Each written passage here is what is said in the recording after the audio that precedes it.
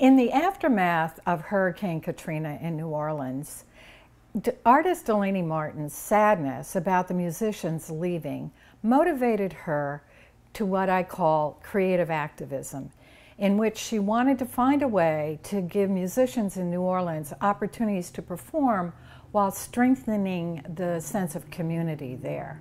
And how she did this was through musical architecture, something I had never heard about before. And what it is, it's the building of tiny homes in which every surface is an instrument.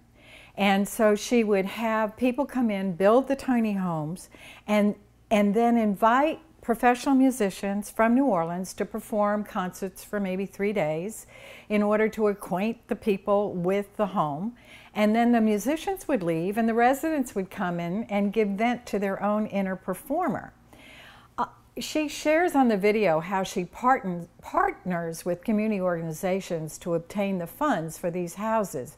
It is something folks in any town can make happen if they share the enthusiasm that Delaney does for the arts as a conduit for community building, which I wholeheartedly agree with, by the way. Her organization, New Orleans Airlift, also supports local artists in New Orleans.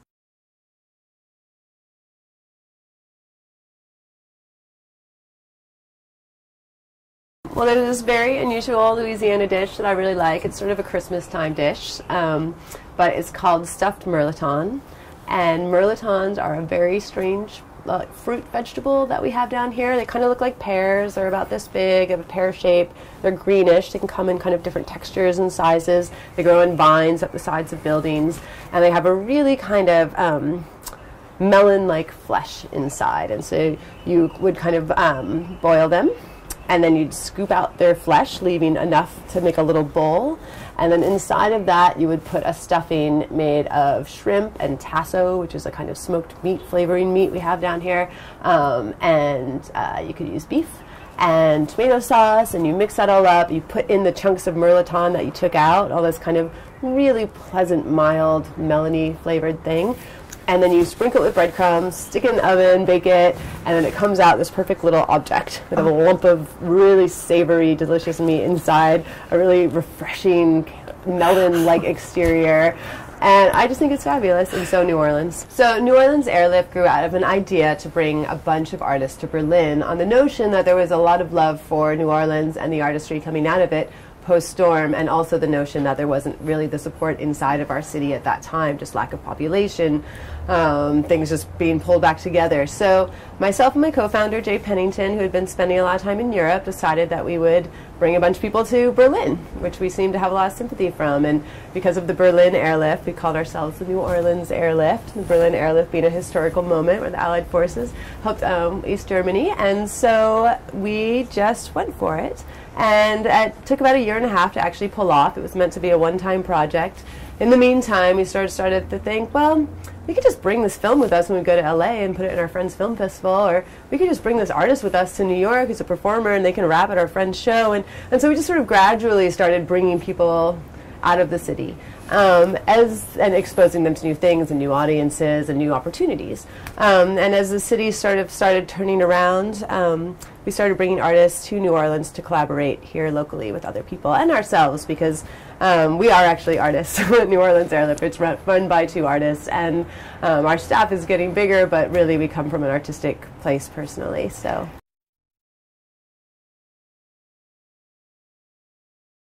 Okay. So yeah, we're standing in the house that Eliza Zeitlin built. It's called the River House. It was built for the Music Box. Eliza is also well known from Court 13 Collective, a film collective that produced and directed Beasts of the Southern Wild, which is a fabulous movie that shares a lot of spirit with some of our projects. And Eliza was out here all summer building this by hand, dragging up wood from the river. There's a lot of driftwood involved in this. There's also a lot of wood from the original house that stood on this site, which was built in the 1790s. So a lot of the boards we're standing on are from this old house, and this wood has literally been here, you know, for a couple hundred years, and kind of got repurposed and Frankensteined into this other thing.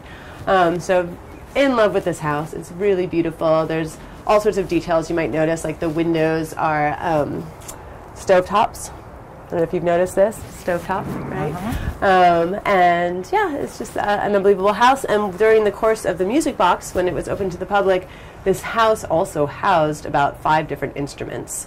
So there was a bathtub bass behind you, there was a folding out from the wall, auto harp, hurdy-gurdy. There was a whole percussion station below. There was an electric curtain. There was all sorts of interventions in this house that kind of made it a musical experience. This house was one of about 9 structures built by over 25 artists.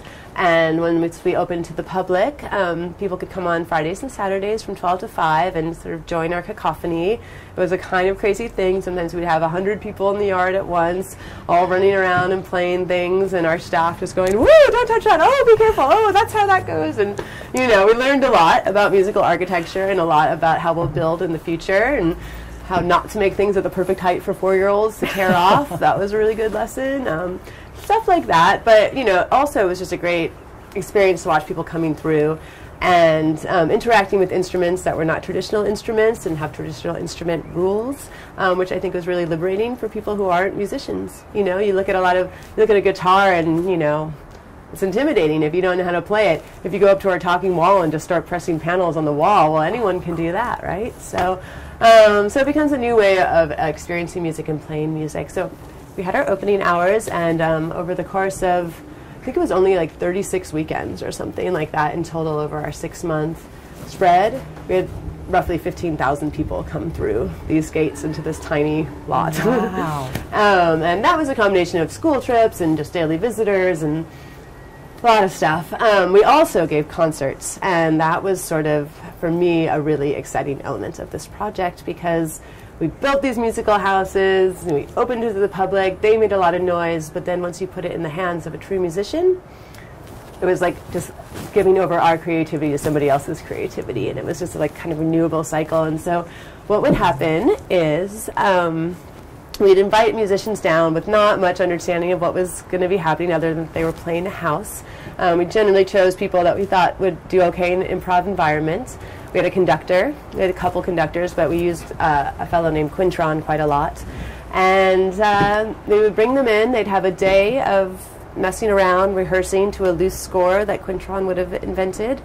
And then the next night they'd have a sound check and then they perform for 500 people. Wow. We would do 2 sets. We got about 250 people in each time, and we'd seat them in bleachers that we had built, but then it got so packed that we would just sort of put them up on the bridge, underneath the houses, on someone's front steps of their little house, and it was really great once you started pushing people. I mean, people would be in this house during a concert, so a musician might be where you're standing, and then there'd be the whole crowd would just be sat along here, and so they'd have a really amazing experience of watching that musician, but maybe not such a great view of down there. And those people down there might really hear that instrument really well, and maybe that one's a little less well because we didn't use an overall PA system. We just used like localized sounds. And that turned out to be a really great element of our musical architecture because you had a kind of spatial oral experience, right? And nobody could have the same concert, and it just totally changed the way you experience music, right? There wasn't like a perfect view. There wasn't a perfect sound. So yes, amazing concerts. And the concerts themselves, I mean, the caliber of musicians we got to work with was awe-inspiring. Everybody from, you know, percussionist, giant improv guys like Hamid Drake and Michael Zerang from Chicago to pop stars like Andrew W.K. from New York to celebrated, you know, alternative kings like Thurston Moore, Mashia Lay, Kalanjalay. I mean, the names just go on, and we actually worked with over 80 musicians over the course of 7 concerts. Suffice it to say that our little musical town was a good experiment. We originally had just wanted to build one musical house on the site that we're standing on. It was going to be designed by Swoon, who's the lead visual artist on this project. But the experience of the town itself was so delightful. And we realized we had to move off this lot because we were having people lining up around the block to go to these concerts, and you know, our neighbors were cool, but it was not for the for the long term. And so we started looking at other areas. We started dreaming a bit bigger. What could this town look like? And we kind of built this outrageous cardboard fantasy model that takes up an entire city block, and then looked at the price tag and was like, wow, that's many millions of dollars away, so what do we do? And we just decided that if we're going to build a musical town, we should build it the way real towns are built, slowly over time, one house at a time. So we are starting this year building about 8 new houses. They're all going to be transportable houses. And they're almost all being built with various community partners. So the reasons for these things, the reasons for the community partners is we want to sort of expand the reach and also the breadth of the meaning of what this could be.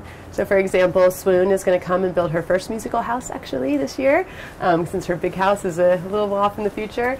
And she's going to be working with these master craftsmen here from New Orleans, Jeff Poiret and Daryl Reeves, and this is a master blacksmith, master plasterer. These are the people who make the French Quarter and all the most important buildings in town. So we get to work with these guys who, you know, we were inspired by the city and its architecture, and now we're working with the people who made it and the generations before them.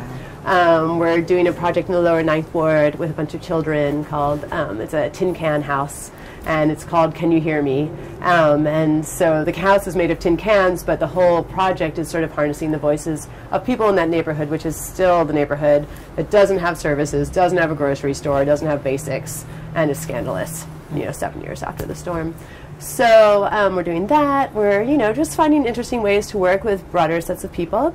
And the reason for the transportability is because even though so many people came here, once we started exploring new areas in the city, many of them less, you know, more underserved, with more available land or blight or whatever, we realized that those people hadn't seen our project, despite what we felt was a far reach. And it's a radical thing to sort of bring musical architecture into anyone's neighborhood and expect them to like it. And so we thought the better way to do it would just be to introduce it temporarily.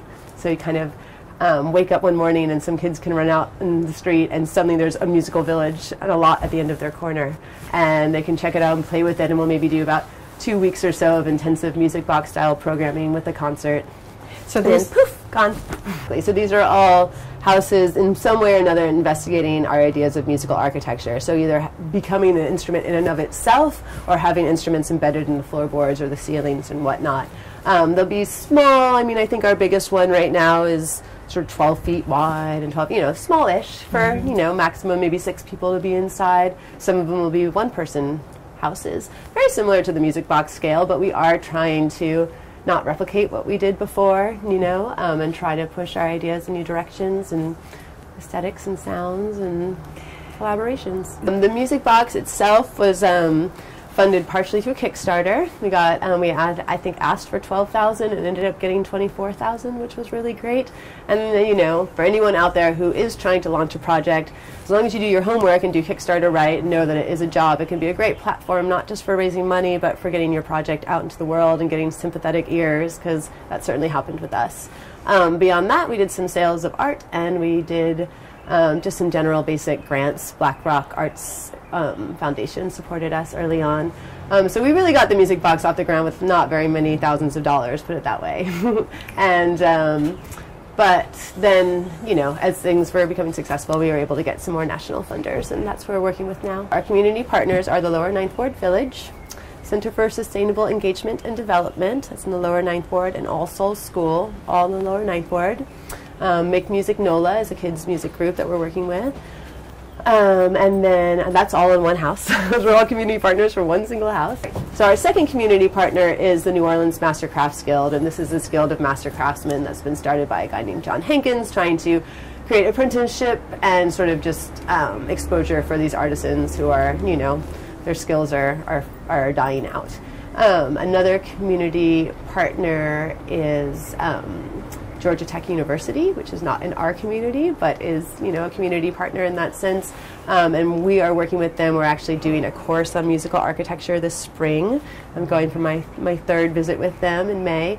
And it's a group of students from the Industrial Design Department, Architecture, New Music Technology, and Human and Computer Interaction. And so they are bringing their skill sets to this notion, and I have a feeling it'll be kind of high-tech, that house. Yeah. And then we have a collaboration with a guy from a Mardi Gras Indian tribe, the Black Feathers Indian tribe, and a couple other collaborations going on in Shreveport, Louisiana, with a bunch of artists there. That's a residency that we're taking advantage of and using to help fund the project. So you find funding in opportunistic ways.